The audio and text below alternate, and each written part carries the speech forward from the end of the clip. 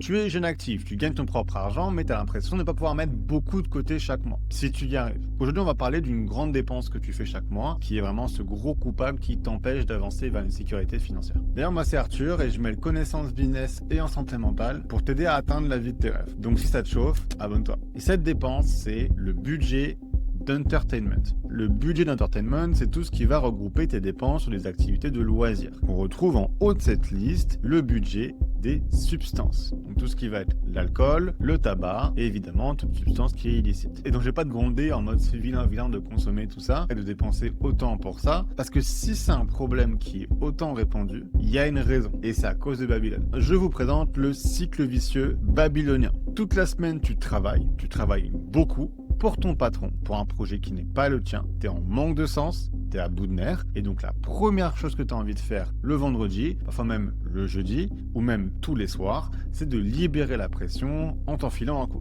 En fait, c'est parfaitement compréhensible que tu as instauré cette routine-là. C'est ta manière de cope que énormément de personnes font comme toi. Mais ce que je vais faire en fait avec cette vidéo, c'est de faire prendre un pas de recul et de te rendre compte du piège dans lequel tu es coincé. Ton taf te saoule, donc tu dépenses pour supporter. Mais du coup, tu as besoin de travailler pour avoir l'argent pour dépenser. Et donc, tu es de retour à la case départ. Et si tu n'appliques pas de changement, tu vas jamais sortir de ce cycle. Et donc, la première étape pour sortir de ce cycle, c'est d'appliquer un changement par rapport à tes dépenses. Donc, pour tout ce qui est addiction physiologique, là, c'est un autre problème. Mais si tu n'es pas à ce stade-là, commence déjà par limiter ta consommation. Te fixer une limite, par exemple, de 2 bières par sortie. C'est assez pour bien t'amuser, sans te faire traquenarder, faire partir ta soirée en cacahuète et te retrouver à dépenser 30, 40, 60 balles. Mais à côté de ça aussi, c'est de voir avec tes potes, de trouver un moyen en fait moins cher de traîner ensemble. Donc plutôt qu'enchaîner les pressions dans un bar, achète-toi plutôt un pack de bières dans un supermarché et posez-vous dans un parc ou chez un de tes potes. Ça peut être un changement entre guillemets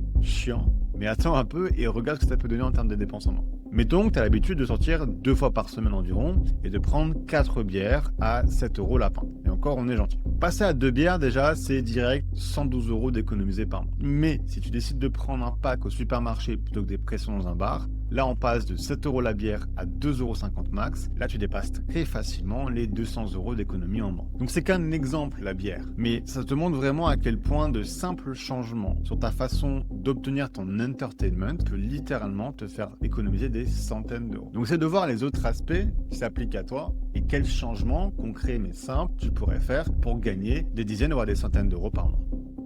Escape Babylon.